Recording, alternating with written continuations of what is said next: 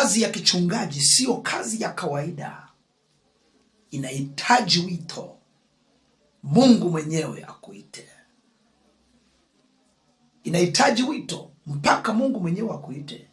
Lakini ukiparamia kazi ya uchungaji na Mungu hajakuitia hiyo kazi, umeiparamia kwa sababu ya tamaa. Umeiparamia kwa sababu ya tamaa. Umeona mchungaji amekuwa na gari, na wewe ukasema nikiwa mchungaji nitakuwa na gari. Umeona mchungaji akitegemezwa, na wewe unasema nikiwa mchungaji nitategemezwa. Elewa hivi kwamba kazi ya utumishi sio kazi ilele mama. Kazi ya utumishi sio kazi ya kawaida. Sio kazi unayoishikia kama kazi za kiserikali. Ni kazi nyingine special ambayo Mungu mwenyewe mpaka akuite. Lakini ukiparamia kazi ya utumishi, ukaingia kwa sababu ya tamaa,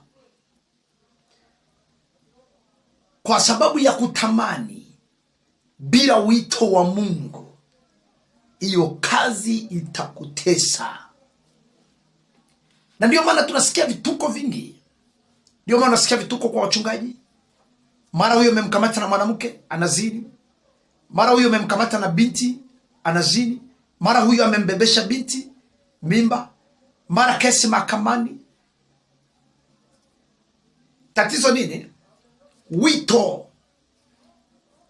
Kazi ya Mungu inahitaji wito. Huwezi kuparamia kazi ya uchungaji wakati Mungu hajakuitia uchungaji.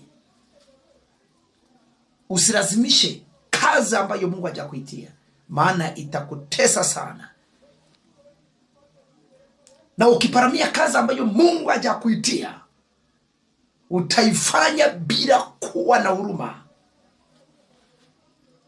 Ukiparamia kazi ambayo Mungu hajakuitia, utafanya hiyo kazi bila huruma.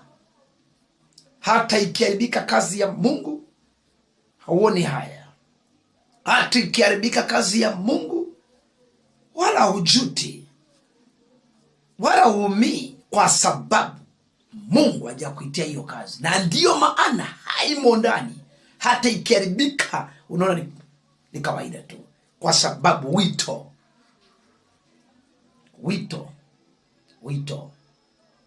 Mtumikie Mungu katika nafasi aliyokuitia. Acha waliopewa mzigo wa kichungaji. Usitamani uchungaji ukajua kwamba uchungaji ni kitu cha kawaida.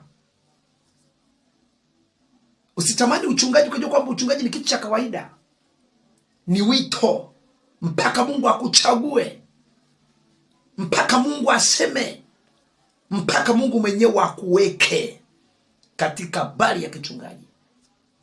Na hapo ndipo utakapoona huduma. Hata patokee jambo linalolinganaje, kama utakuwa umeitwa katika habari ya kichungaji, hata patokee jambo lolote, hata patokee jambo linalolinganaje, lazima utahimili. Na katika kuhimili utashinda. Lakini kama Mungu hajakuitia katika kazi ya uchungaji, kama Mungu hajakuitia katika habari ya kitumishi, utaviboronga tu. Na utakaye kuwa unayafanya, utakuwa unafanya ambayo sio sawa. Na nataka nitoe wito, niseme kwamba hivi, uchungaji sio kitu cha kawaida. Ni kazi ambayo mpaka Mungu mwenyewe akuchague. Sijui kama nanielewa. Uchungaji ni wito. Lakini niseme tu kwamba hakuna uchungaji wa kupewa na mwanadamu. Leo hii kuna uchungaji wa kupewa. Kuna uchungaji wa kupewa. Uchungaji hatupewi na mwanadamu yeyote. Na uwezo ukapewa uchungaji na mwanadamu na safari yako ikaisha salama. Uchungaji hauwezi ukapewa na mwanadamu na safari yako ikaisha salama. Ukipewa uchungaji na mwanadamu, utafika katikati utachoka. Na hapo Mungu hayupo. Hilo nikwambie kweli. Na hapo Mungu hajahusika. Uchungaji wa kupewa na wanadamu. Kwamba mwanadamu amekuangalia hivi, akasema, "Wewe unastahili kuwa mchungaji. Wewe unastahili kuwa nabii. Wewe unastahili kuwa mitume." Hakuna uchungaji wa kupewa na wanadamu. Ila uchungaji ni kazi ambayo unapewa na Mungu.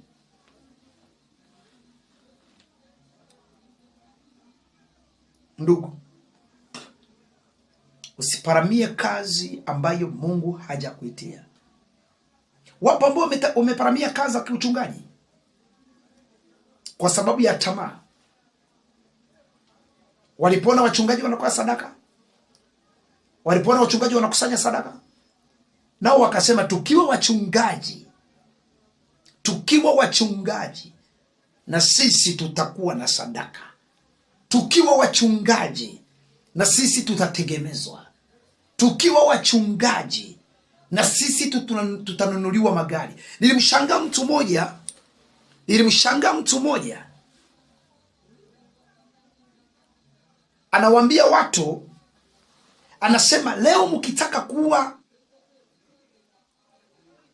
matajiri, leo mkitaka kuwa tajiri, alitoa mwongozo. Nilimshangaa, akasema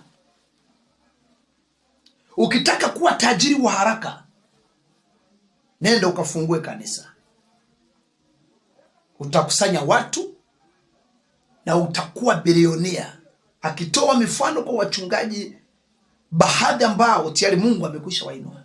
Ndugu, hatutafuti utajiri katika huduma. Hatutafuti utajiri katika huduma. Usije ukajiruka kwamba unaingia kwenye uchungaji kwamba utapata utajiri. Kama utakoma ingia katika hali ya uchungaji kwa kutaka eti uwe tajiri, umekufa. Nikwambie kweli, umekufa. Na ambacho nataka nikwambie ni kitu kimoja. Elewa kwamba huduma kama huduma ni wito. Ni wito wa Mungu. Ni kuchaguliwa na Mungu. Lakini wewe umejichagua kwa sababu ya tamaa. Kwa hiyo nikamsikiliza kwa makini. Hebu msikilize. Huyu msikilize anavyoongea. Msikilize. Huu ni ushauri wa kipepo. Ni ushauri wa kishetani. Ni kuwashawishi watu na kuwaingiza katika sehemu ambayo si ya kwao. Itawatesa. Hebu msikilize. Ukitaka kuwa tajiri leo, usiende kutafuta dhahabu, utafia kwenye shimo. Usiende ziwani, ziwa Victoria kuvua dagaa na sato, utazama ufe. Wala usiende Mererani, utaporomokewa na shimo. Wala usiende China, utakula nyoka. Ukitaka kuwa tajiri leo, simple, anzisha kanisa. Mwapa ushauri wa bure. Kama manabii hadi wa kike wanaanzisha kanisa, ushindwe wewe Adriano na unafundisha darasa la lesoni? Yaani tu wale wakina mama wanapiga tu kelele Shebabira na wanaendesha malenji. Unakwaje maskini kijinga hivi? Na unajua kuanzisha kanisa hata hahitaji mtaji mkubwa.